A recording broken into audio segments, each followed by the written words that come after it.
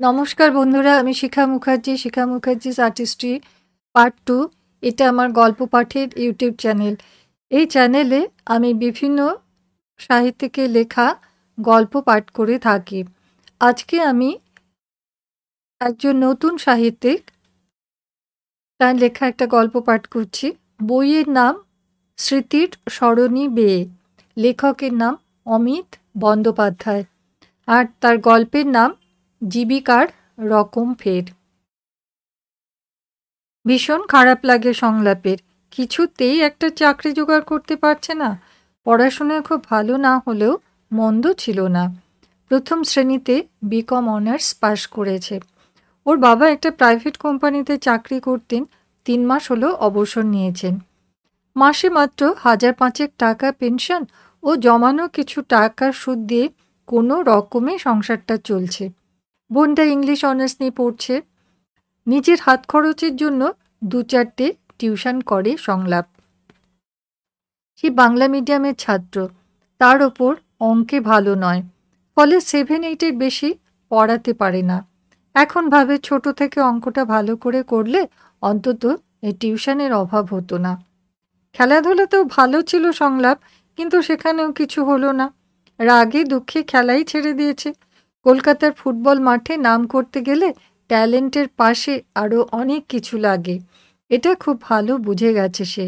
না হলে ওর থেকে অনেক খারাপ প্লেয়ার আবির শুধু বাবার খুঁটির জোরে আজ প্রথম ডিভিশন খেলছে। রেলের চাকরিটাও বাগিয়ে নিয়েছে। আর সংলাপ সামান্য একটা প্রাইভেট কোম্পানির চাকরিও জোগাড় করতে পারছে না। একটার পর একটা ইন্টারভিউ দিয়ে যাচ্ছে, কিন্তু কোথাও কিছু হচ্ছে না। বাবাকে দেখে খুব কষ্ট হয় ওর। ভাগ্যিস মাথা গোঁজার জায়গাটা ছিল, না হলে যে কি হতো। আজ শ্যামবাজারের কাছে অ্যাকাউন্টসের কাজের জন্য একটা ইন্টারভিউ আছে। ওদের পাড়ার বিতানদা খবরটা দিয়েছেন, 12টায় যেতে বলেছে।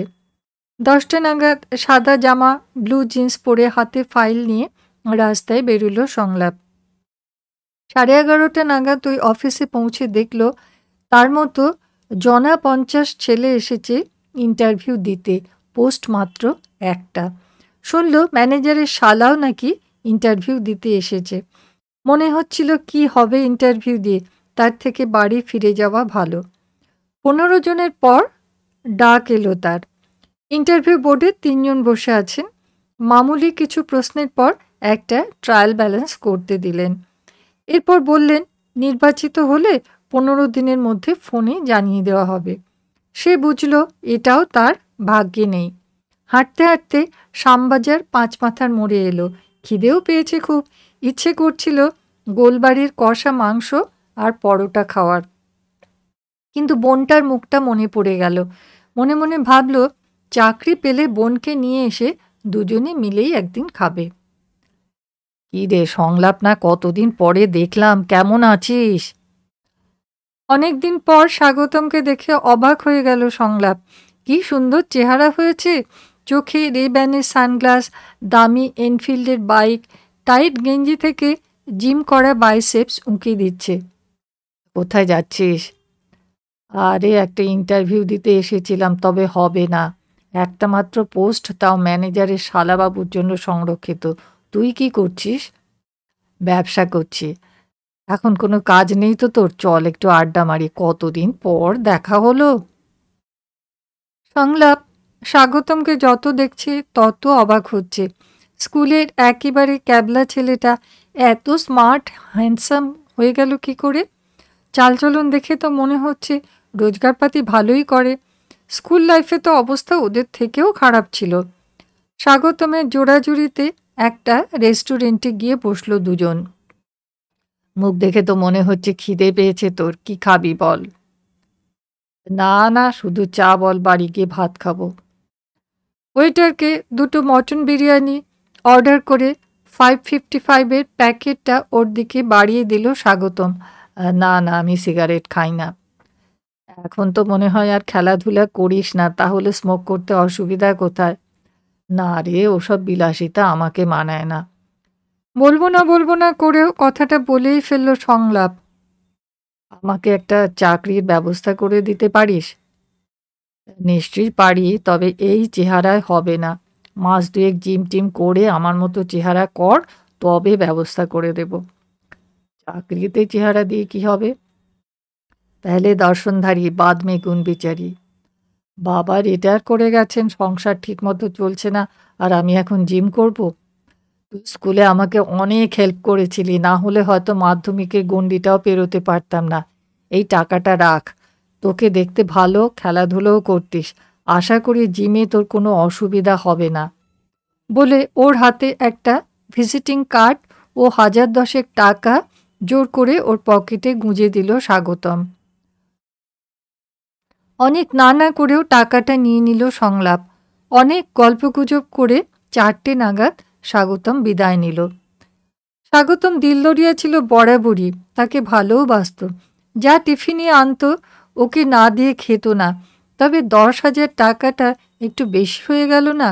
সংলাপের টাকার দরকার ঠিকই, বোনটার অনার্সের জন্য একজন প্রফেসর হলে ভালো হয়, কিন্তু জিমে ভর্তি হলে সেখানেও লাগবে। যাই হোক, পরে স্বাগতমকে শোধ করে দেবে।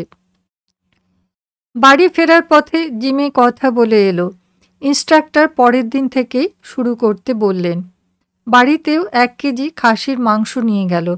কতদিন বাড়িতে খাসির মাংস রান্না হয়নি। বোনটা খাসির মাংস খেতে খুব ভালোবাসে। বাড়ি ঢুকতেই মা বলল, চাকরিটা কি হয়ে গেল? না মা, হয়নি, তবে হয়ে যাবে। আমার স্কুলের বন্ধু স্বাগতমকে তোমার মনে আছে? আজ ওর সাথে দেখা হয়েছিল, অনেক কথা হলো। তুমি এখন দেখলে ওকে চিনতেই পারবে না। কি সুন্দর দেখতে হয়েছে, ভালো ব্যবসাও করে। ওর ওখানেই আমাকে নিয়ে নেবে বলেছে। যাক বাবা, ভালোই হলো। তোর বাবা তো চিন্তায় পাগল হয়ে যাচ্ছে। সুমিটাও বড় হয়ে যাচ্ছে। পরদিন থেকেই সংলাপ জিমে যেতে শুরু করলো। সকালের ছোলাটা মা ভিজিয়ে রাখত। জিম থেকে ফেরার পথে দোকান থেকে 3টে ডিম সেদ্ধ খেয়েই ফিরত। বাড়িতে মা বোনের সামনে একা একা ডিম খেতে বড্ড লজ্জা লাগতো ওর। প্রতি সপ্তাহে স্বাগতম ফোন করে খবর নিয়েছে। এর মধ্যে 2বার দেখাও করেছে। ব্যবসা সংক্রান্ত কিছু কথাও বলেছে। দেখতে দেখতে 2 মাস কেটে গেল। এই 2 মাসেই সংলাপের চেহারায় জৌলুস এসেছে। এর মধ্যে একদিন স্বাগতম ওকে নিয়ে গিয়ে ব্র্যান্ড ফ্যাক্টরি থেকে 2টো ব্র্যান্ডেড জিন্স ও টি শার্ট কিনে দিয়েছে। এলিট থেকে একটা স্নিকার্স, সেই সঙ্গে মায়ের একটা শাড়ি, সুমির জন্য চুড়িদার ও বাবার জন্য পাঞ্জাবিও কিনে দিয়েছে। সংলাপ বলেছে প্রথম মাসের মাইনে থেকে সব কেটে নিতে। আজ প্রথম কাজে যোগ দিতে যাচ্ছে সংলাপ। নতুন জিন্স, টি শার্ট, স্নিকার্সে সত্যি ওকে সুন্দর মানিয়েছে। বোন সুমি কলেজ যাবার সময় বলে গেল, মা, দাদার কপালে আজ একটা কালো টিপ দিয়ে দিও। 11টার মধ্যেই সল্টলেকে স্বাগতমের ঝাঁ চকচকে অফিসে পা রাখল সংলাপ। এর আগে অবশ্য একদিন স্বাগতমের সাথে দেখা করতে এসেছিল ও। প্রথমেই স্বাগতমের ঘরে গিয়ে দেখা করলো সংলাপ। স্বাগতম ওকে নিয়ে সবার সাথে আলাপ করিয়ে দিল। অফিসে আরও 3জন ছেলে ও 3জন মেয়ে আছে। সবাই বেশ হ্যান্ডসাম ও স্মার্ট। রিসেপশনিস্ট রেশমির দিক থেকে তো চোখ ফেরানো যাচ্ছে না। যেমন দেখতে তেমন সাজগোজ, চেহারা থেকে যেন জ্যোতি ঠিকরে ঠিকরে বেরোচ্ছে। সবার জন্য সুন্দর টেবিল চেয়ারের ব্যবস্থা, ক্লায়েন্ট এলেই কফির ব্যবস্থা। বেলা 1টা নাগাদ রেশমি সংলাপকে বসের সাথে দেখা করতে বলল। স্বাগতমের চেম্বারে যেতেই স্বাগতম ওর হাতে একটা ঠিকানা ও ফোন নাম্বার দিয়ে সব কিছু বুঝিয়ে ওই ঠিকানায় চলে যেতে বলল। কাছাকাছি পৌঁছে ওই নম্বরে একটা ফোন করে নিতেও বলল। সংলাপ একটু ভয় পাচ্ছিল দেখে স্বাগতম পিঠ চাপড়ে বলল, আমার বিশ্বাস তুই খুব ভালোভাবেই হ্যান্ডেল করতে পারবি। Best of luck. সংলাপ ফ্ল্যাটের কাছাকাছি পৌঁছে ওই নম্বরে ফোন করতেই শুনল ওয়াচম্যানকে বলা আছে সোজা বি ব্লকের 14 নম্বর ফ্ল্যাটে চলে আসবেন। নির্দিষ্ট ফ্ল্যাটে পৌঁছে কলিং বেল টিপতে যিনি বেরিয়ে এলেন তিনি ওদের কলেজের একসময়ের ডার্ক সাইটে সুন্দরী, বর্তমানে নামকরা শিল্পপতি রমেশ সিংহানিয়া স্ত্রী মোনালিসা দত্ত সিংহানিয়া। বন্ধুরা, গল্পটা খুবই ছোট এবং এখানেই শেষ হলো। সমস্ত কিছু বিস্তারে বলা নেই, কিন্তু যা বলা আছে সেটা আপনারা নিশ্চয়ই বুঝেছেন যে প্রফেশন কত ধরনের হয় শহরে। আপনারা জানাবেন যে এই গল্প আপনাদের কেমন লাগলো।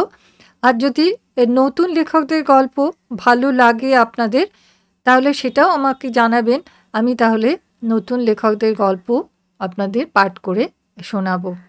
বন্ধুরা, যারা এখনও পর্যন্ত আমার চ্যানেলটা সাবস্ক্রাইব করেনি, তাদের কাছে আমার একান্ত অনুরোধ, আমার চ্যানেলটা সাবস্ক্রাইব করুন এবং নিত্য নতুন ভালো ভালো গল্প পাঠ শুনুন। আশা করি সকলে সুস্থ আছেন, ভালো আছেন। শীত এখন কমে গেছে। আপনারা আমার ধন্যবাদ জানবেন।